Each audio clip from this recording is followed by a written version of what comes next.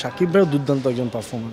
শাকিব ভাইকে আমরা এখনো ইউজই করতে পারিনি। আমি বলবো যে he is an amazing actor. যে আমি খুবই লাকি যে আমার শুরুটাই আসলে অ্যাজ এ হিরো।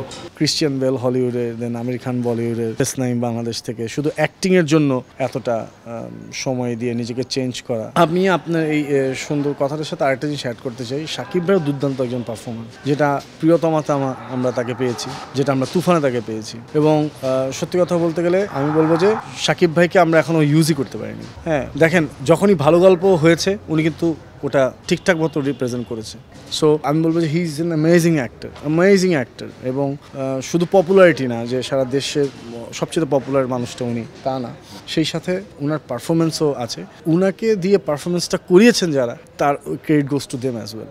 সো আমাদের ক্ষেত্রে আমরা যেমন বড় ভাইরা তো ছবি করছেই, তো আস্তে আস্তে আমরাও যদি ম্যাচিউরড হতে পারি, আমাদের একটা অডিয়েন্স ব্যাংকিং হয়, যারা পয়সা দিয়ে হলে গিয়ে ছবিটা দেখবে এবং প্রডিউসার টাকা ফেরত পাবে, তাহলে ইনশাল্লাহ আমরাও কাজ করব, অল্প অল্প করে কাজ শুরু করে দেবো। আমার সব চরিত্র নিয়ে, মানে যেটাই গল্প ভালো লাগে সেই চরিত্রটা নিয়ে আমার নতুন করে ভালোবাসা তৈরি। It's an endless process. এটা আসলে আপনি বলে কখনোই শেষ করতে, আপনি কি বলতে পারবেন যে আপনার বেস্ট ইন্টারভিউটা কোনটা হবে? হয়তো হয়ে গেছে কিংবা সামনে হবে, কিন্তু আপনি তো এটা জার্নি, সো আপনি করে যাবেন বেস্ট ইন্টারভিউটার। কোনো একদিন হয়তো আরও তৃপ্তি পাবেন।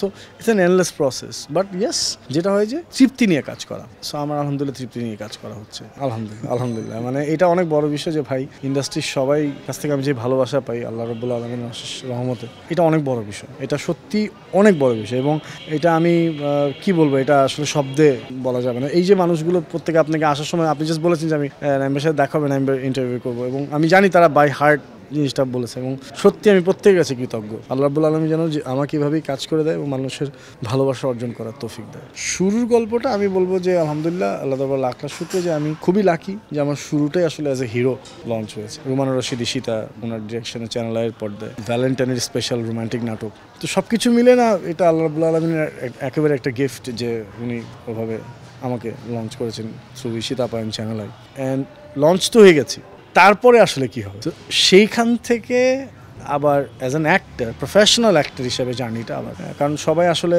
সাকসেসটা দেখে, পেছনের গল্পগুলো তো জানা নেই। তো অনেক ধরনের গল্প ছিল। ধরেন আমি যখন শুরু করেছি তখন প্রত্যেকের কথা হচ্ছে ও তো আসলে কর্পোরেট পার্সন, ওকে অ্যাক্টর হিসেবে কেন কাউন্ট করতে হবে? তো দে আর রাইট ইভেনচুয়ালি, কারণ আমি আগে জব করতাম, কর্পোরেটই ছিলাম। দেন আমাকে প্রুফ করতে হয়েছে বিভিন্ন ক্যারেক্টার, বিভিন্ন গল্পে, ডিরেক্টরদেরকে প্রুফ করতে হয়েছে, অডিয়েন্সকে প্রুফ করতে হয়েছে। অ্যান্ড প্রতিনিয়ত নতুন নতুন করে নিজেকে উপস্থাপন করার চেষ্টা করা হয়েছে, এখনও করে যাচ্ছি, তখনও করে গেছি। সো আমার কাছে স্ট্রাগলের চাইতে অনেক বেশি আমার মনে হয় যে এটা অনেক পজিটিভ, যে চেষ্টা করেছি, রিওয়ার্ড পেয়েছি। সো আলহামদুলিল্লাহ, এটা অনেক বড় ব্যাপার। আমার অ্যাজ অ্যান অ্যাক্টর আমার কাজটাই হচ্ছে নিজেকে আসলে নতুনভাবে তৈরি করা, সময়ের সাথে তৈরি করা। তো আমি একটা কথা সবসময় বলি যে only being an actor, I live in every emotion, in every profession. যে গল্পটা আসে সেই গল্পটার জন্য নিজেকে তৈরি করা। তো আগে রোমান্টিক কাজগুলো করেছি, অ্যান্ড এখন ওটিটি কিংবা ফিল্মে চ্যালেঞ্জেস ক্যারেক্টার আসছে, নাটকেও চ্যালেঞ্জ ক্যারেক্টার আসছিল, বাট সেখান থেকে এখানকার প্রজেকশনটা অনেক বেশি বড় হয়ে যাচ্ছে, এবং নতুন মাধ্যম বলে মানুষের নতুনভাবে এঙ্গেজমেন্ট বাড়ছে। তো সেটা একটা বড় কানেকশন অডিয়েন্সের সাথে, অডিয়েন্স আমাকে নতুনভাবে দেখতে পাচ্ছে। তো আমাদের দায়িত্বই তো তাই, নতুন নতুন কাজ নতুনভাবে উপস্থাপন করা। তো আমি সেই চেষ্টাই করে যাচ্ছি। আমার ভালোও লাগছে, কারণ মানুষ পছন্দ করছে, অ্যাপ্রিসিয়েট করছে, ভালো ভালো কথা বলছে, এবং এটা তো অনেক বড় প্রাপ্তির বিষয়। মানে আপনারা জার্নালিস্ট থেকে শুরু করে সবাই বলছে যে ক্রিশ্চিয়ান বেল হলিউডের, দেন আমির খান বলিউডের, নাইম বাংলাদেশ থেকে শুধু অ্যাক্টিংয়ের জন্য এতটা সময় দিয়ে নিজেকে চেঞ্জ করা। কারণ 74-75 কেজি থেকে 117তে গিয়ে শুটিং করা কালপুরুষ ওয়েব সিরিজ, দেন সেখান থেকে আলহামদুলিল্লাহ আবার এখন একটু ফিট অলমোস্ট হয়ে গেছি, আর কিছুটা বাকি আছে। তো এটা আসলে প্রয়াসটা হয়েছে আমার নিজের দেশের সংস্কৃতিকে উপস্থাপন করার জন্য। আমাদের যে গুণী নির্মাতারা আছে, তাদের যে স্বপ্নটা আছে, সেই স্বপ্নের সাথে একসাথে পথ চলার প্রয়াসই করা।